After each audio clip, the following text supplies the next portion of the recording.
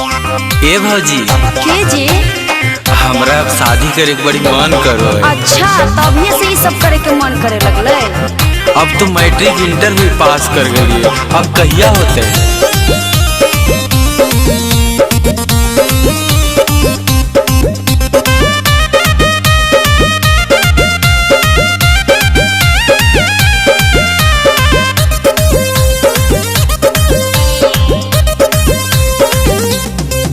भौजी शादी कराई दे मोर, भौजी शादी कराई दे मोर। काहेला? गोड़ धोई धोई के पी बहुत।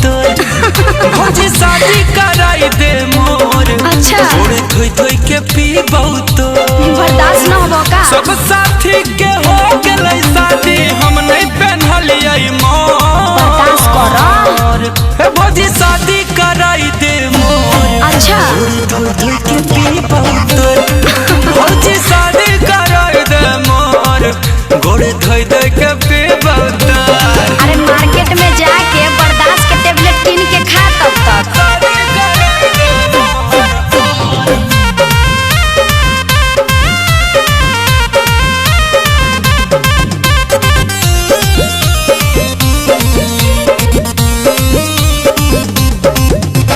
मन हमर डोलाई भौजी, जब देखो ही हमके करो शादी। अच्छा। हमरो बड़ी मन करो है, दुल्हा बन के जइबै हम बरियाती। अच्छा तो कहीं लड़की देख के रख लो की? मन हमर डोलाई भौजी, अच्छा। जब देखो ही हमके करो शादी। अरे हमरो बड़ी मन करो है, अरे बाप रे। दुल्हा बन के जइबै हम बरियाती। अरे हो भौजी जाए। सेहरा सजाई दे मोर, भौजी सेहरा सजाई दे मोर। गुड़ धोई धोई के पी बहुत। भौजी शादी रचाई दे मोर। गुड़ धोई धोई के पी बहुत। अच्छा तो पूरे मन बना ले हो की बियाह करे के? शादी रचाई दे मोर।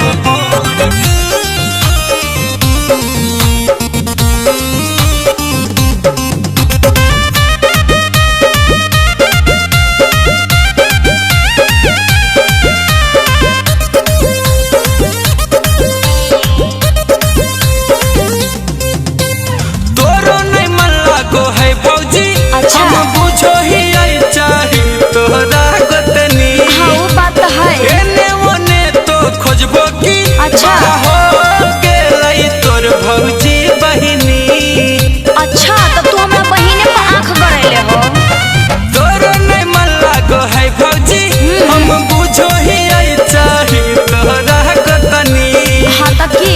एने ओने की खोजबो तू। बड़ा हो गेलै भौजी तोर बहिनी। अच्छा सोचिए। भौजी जोड़ी लगाई दे मोर। भौजी जोड़ी लगाई दे मोर। अच्छा। गोड़ धोई धोई के पी बहुत। अरे देखो जब ये। के कनिया दिलाई दे गोर। गोड़ धोई धोई के पी बहुत।